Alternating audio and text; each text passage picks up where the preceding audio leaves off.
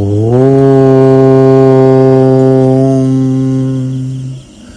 Arunachala Shiva.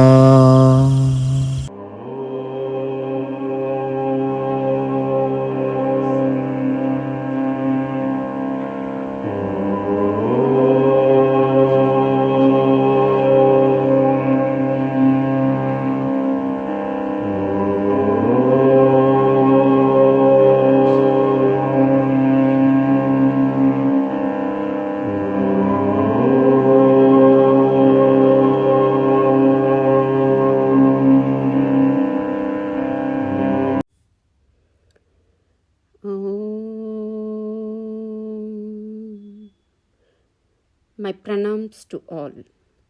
We have all come together with a quest in our heart to know the omnipresent divine power, Brahman. The realized souls have made available the path to realize Brahman in various scriptures. Amongst them, the most ancient blessing of divinity are the Vedas and Upanishads.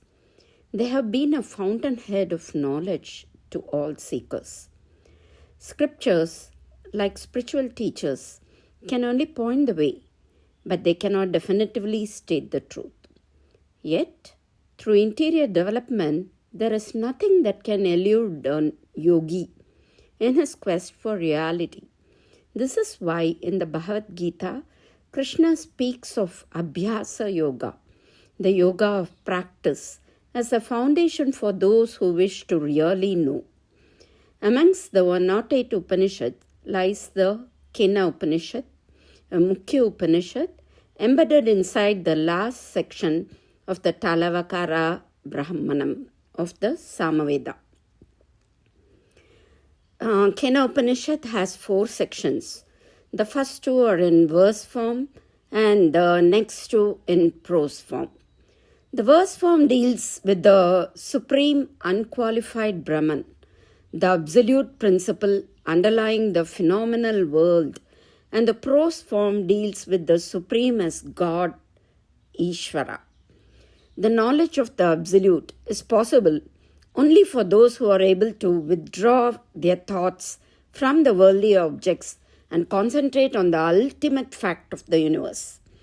Kena Upanishad is one of the most analytical and metaphysical amongst the Upanishads, its purpose being to lead the mind from the gross to the subtle, from the effect to the cause. With a series of profound questions and answers, it seeks to locate the source of man's being and to expand his self-consciousness until it has become identical with God consciousness or the Brahman. Before we delve into this all-consuming little Upanishad, let us start with a small prayer as an invocation of the divine forces to guide us and awaken us. Om. May He protect us both together. May He nourish us both. May we attain energy together. Let what we study be invigorating. May we not cavil at each other. Vigorous may my limbs grow, so too my speech, my prana, eye, ear, and the strength of all my senses. All is Brahman of the Upanishads. May I never deny Brahman. May Brahman never deny me. May I take delight in that Atman, the virtues recited in the Upanishads. May they repose in me. May they repose in me. Om Shanti, Shanti, Shanti. The word Kena in Kena Upanishad means by whom. The thirst to know who am I, who is God, who is the energy behind everything. Such queries have been the driving force behind all seekers. In this Upanishad, it is a dialogue between a guru and the disciple. The disciple, in the pursuit of Brahman, asks the guru a series of questions. In the first chapter, there are 8 verses where the nature of Brahman is discussed. The opening section establishes the text's philosophical foundation by questioning the nature of consciousness and its relationship to human faculties. It introduces the concept that behind all human capabilities lies a deeper power, suggesting that what we typically consider the knower is itself dependent on a higher principle. It asserts that knowledge is of 2 types, empirical and conceptual. Empirical knowledge can be taught, described, and discussed, as there are so many theories which we learn. Conceptual, axiomatic knowledge, it cannot be explained, it cannot be written, it cannot be shown to us in black and white. That is what is stated in Kenopanishad. Pure abstract concepts are learnt and realized, instead, wherein it mentions that the highest reality is Brahman. So the verses of chapter 1 go as follows. I am giving the English translation of the verses. The disciple asks, by whose commands this mind works? By whose will the life's breath circulates? Who is responsible for man's speech? What intelligence does lead the eyes and the ears? Then the Guru answers, it is the ear of the ear, the mind of the mind, the speech of the speech, also the life of all life and the eye of the eye. The wise abandon the sensory world and become immortal. There the eyes cannot travel, nor speech, nor mind, nor do we know how to explain it to the disciples. It is other than the known and beyond the unknown. So were we taught by our ancients. That which the speech cannot reveal, but causes the speech to flow. Know that alone to be Brahman, not this whom people worship here. That which the mind cannot conceptualize, but by which the mind does conceptualize, know that alone to be Brahman, not the one whom people worship here. That which the eyes cannot see, but by which the eyes are able to see, know that alone to be Brahman, not this whom people worship here. That which the ear cannot hear, but by whom the ear can hear, know that alone as Brahman, not this which people worship here. That which one does not breathe, but by whom air is breathed, know that to be Brahman, not that which people worship here. So, these are the verses which the Guru speaks. Kenopanishad asserts that Brahman cannot be worshipped because it has no attributes and is unthinkable, indescribable, eternal, and an omnipresent reality. That what man worships is neither Atman or Brahman nor the path to Atman Brahman. Rather, Brahman is that which cannot be perceived as empirical reality. It is that which hears the sound in ears, sees the view in eyes, speaks the words of speech, smells the aroma in breath, comprehends the meaning in thought. The Atman Brahman is in man, not that which one worships outside. The ear, mind, speech, breath, and eye are only instruments, only messengers. The one who causes them to function, the hearer of hearing, the witness of the mind and thought, the understander of speech, the source of the breath, and the seer of seeing is our own Atman, the self inside us. External appearance may be illusory, but if we trace the illusion back to the perceiver of perception, we will find the reality that is the self. In a motion picture, we see so many images, so many illusions, but when the picture stops, We see the screen that was behind it all the time, without which no picture would have been possible. Such is the self. Knowing the self to be none other than Brahman, the absolute, rebirth becomes extinct. As Sri Ramana once said, the way is subjective, not objective. So it cannot and need not be shown by another. Is it necessary to show anyone the way inside his own house? If the seeker keeps his mind still, that will be enough. What a profound statement. It is finding the way to our own home. The door is just inside us for us to open and to enter. It has always been there, but it is the muck accumulated on our brain by the illusions of the mind, which covers the truth, which covers this beautiful glowing house inside us. So when we remove the muck by questioning, by meditating, by contemplating, by following some samskaras, then we can enter the real glowing house, the real us, and find the real us who lives there, who lives everywhere, the Brahman. So by the process of self-analysis, we can discriminate and understand that our body, mind, and all other such adjuncts cannot be I or the me. A dead person's body still has eyes, nose, ears, mouth, and skin intact, but he cannot see, he cannot smell, he cannot hear, he cannot taste, and he cannot feel. The life force within him is gone. This energy which cannot be seen, but which is omnipresent, present inside you, outside you, and everywhere. That is the Shakti which drives us all, and it's called Atman, the soul, or the Brahman. Having understood this truth intellectually, we should seek to experience what we really are.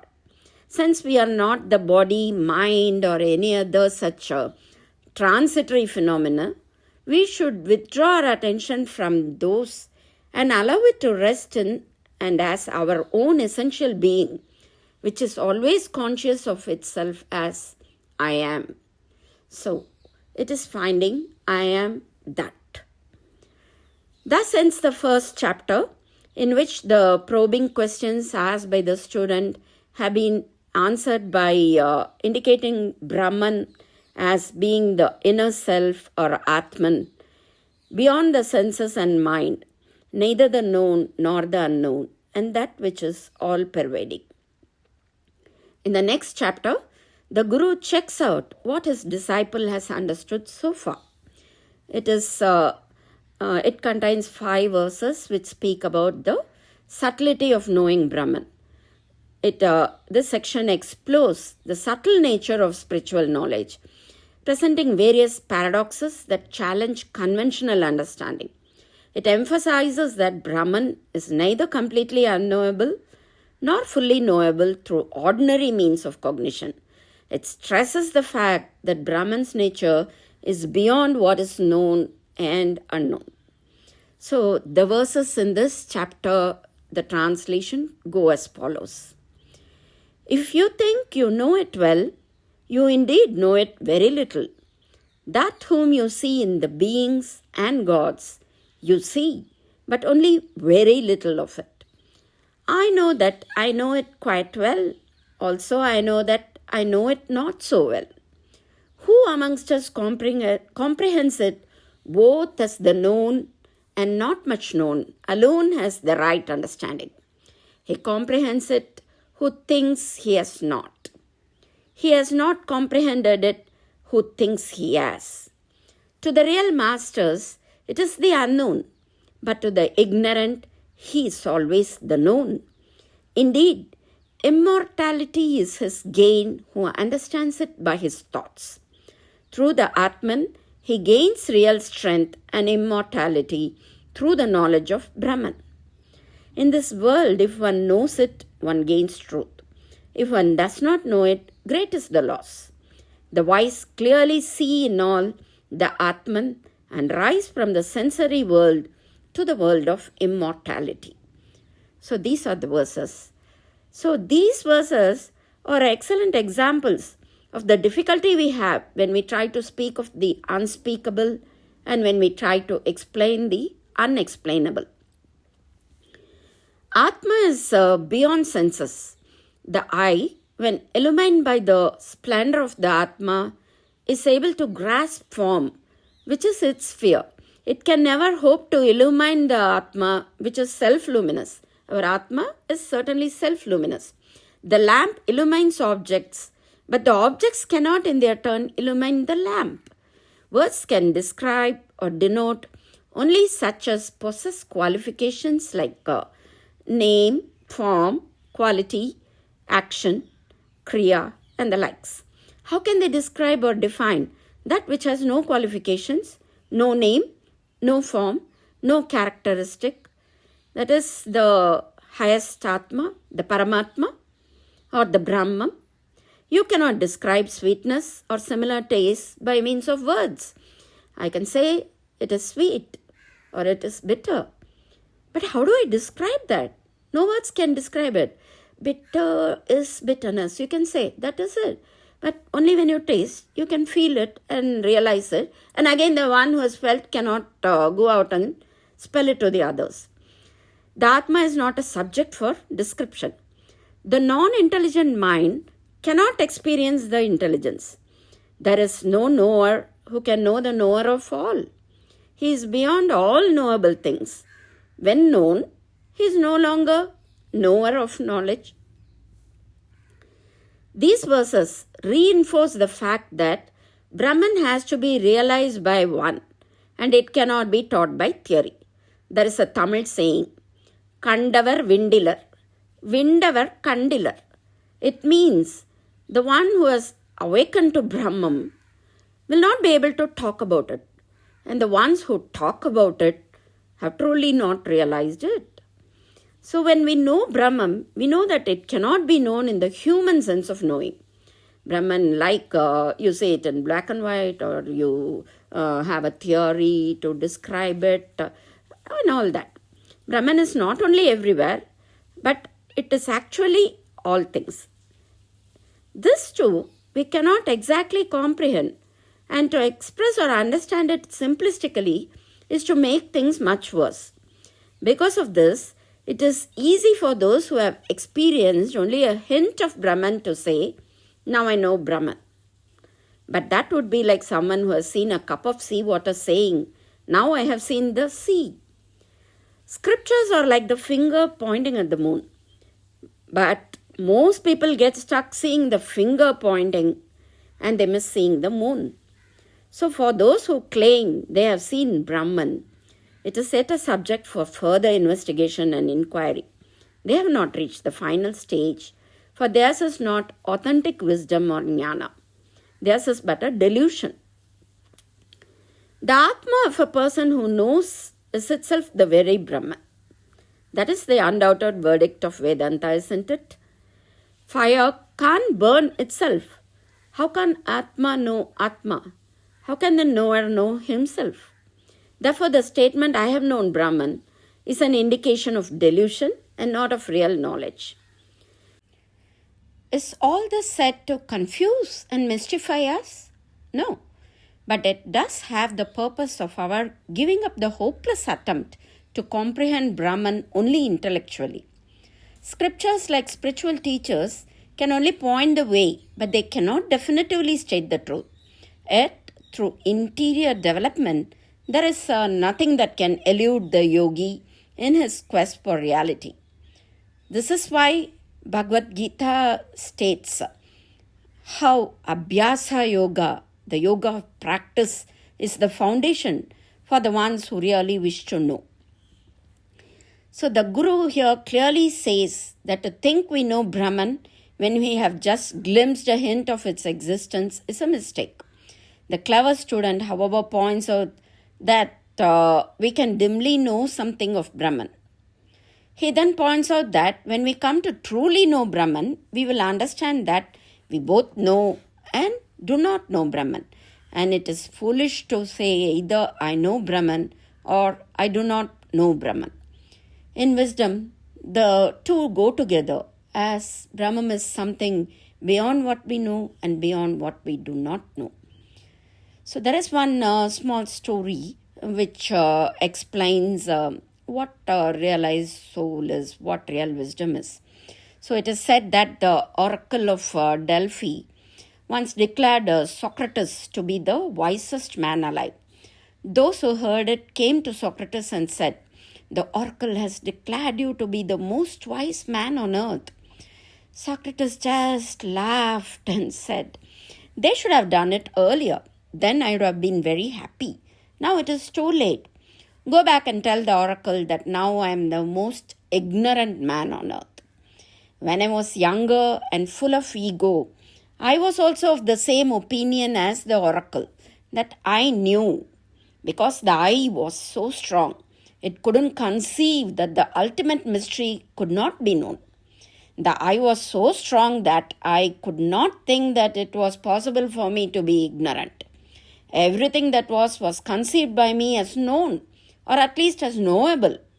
But as I grew in knowledge and in understanding, I became more and more aware of my ignorance. So now go back and tell the oracle that Socrates himself says that he is simply ignorant, that he doesn't know anything." So the people returned. They said to the oracle, "Socrates refuses to accept what you say, and when he himself refuses, it means something. He says he is the most ignorant man." The oracle laughed and said, "That is why I have declared him to be the most wise man, because only the most wise can know that he is ignorant." This is the paradox. Those who are ignorant, they always think they know. This is part of ignorance. To think that you know is part of ignorance. It comes from ignorance. If you are ignorant, you will think that you know much. The more ignorant, the more you will think that you know much. Ignorance is filled with knowledge. Ignorance really lives in knowledge, feeds on knowledge, and thrives on knowledge. The wiser you become, the more aware and understanding, the more you will feel how ignorant you are. And a moment comes when you feel that you do not know anything. Simply, you are ignorant. All the burden of knowledge is thrown away. There is no heaviness of knowledge on you. You have become so weightless that you can fly. So, we need to hold firmly to the fact that we can overcome ignorance and bondage in this very lifetime. That we need not think it will take very many incarnations to become an enlightened soul. Gita particularly emphasizes the immediacy of our spiritual potential. So, being born a human who can think, that is the qualification needed. With an open mind, you go and approach things. You will find yourself. Brahman fills you and brings in the awareness in you. The transference of our attention from the changing to the unchanging is the heart of spiritual enlightenment. This shift is a giant leap from plurality to oneness, from mortality to immortality, from the limited finite to the unlimited infinite, from the realm of fear to absolute fearlessness. So thus, the Guru has clearly explained what is not Brahman, what is Brahman, and how realization can happen. And how to discover the Brahman in our Atman. The Guru further goes to explain this in the next few chapters with an illustrative story on what is Brahman and how one can become that. We shall see that tomorrow. Om.